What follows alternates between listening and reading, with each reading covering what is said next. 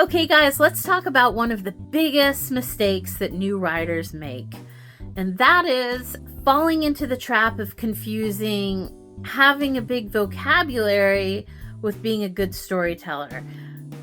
And I know that that might sound self-evident and very obvious, but what I'm referring to are writers who over-describe at every opportunity because they think they have to. You get a new writer who sits down and starts to write a story and they think to themselves, I can't just blurt it out. I have to paint a picture with words. I have to raise the bar. The problem is they don't realize that they're over-describing a scene. They think they're just being poetic. But what you end up with is a story that has an adjective or a simile or a flashback or throwback to some other event in the past. And what it does is it absolutely kills the flow and the pacing of your story.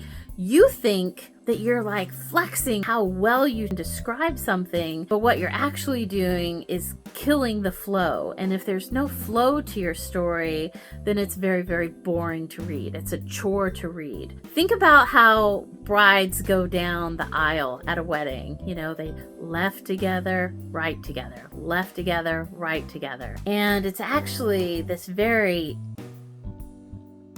halting, unnatural way to move from point A to point B. Now imagine if someone said, okay, now walk in exactly that way for a mile. That would be agony. That would be very, very frustrating to do. It's the same when a writer tries to describe every single object, every single action in their story. Now, obviously, if you took that to its extreme, you would have sort of like caveman writing. Me hungry, me hunt mammoth. Obviously, that would be a step down.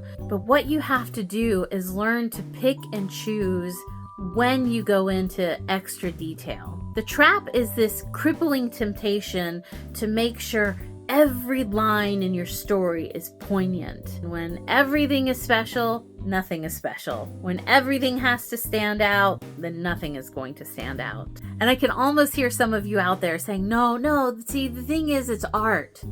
And you can't apply rules to art. Yes, you can. You can. It's called technique.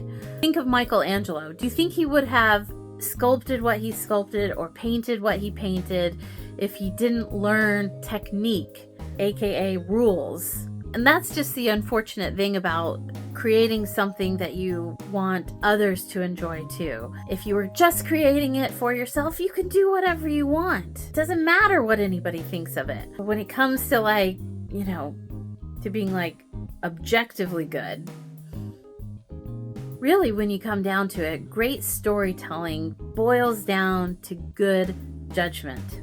It's not only what you choose to write, but how you choose to write it. Don't worry about making every single second of your story deep and meaningful.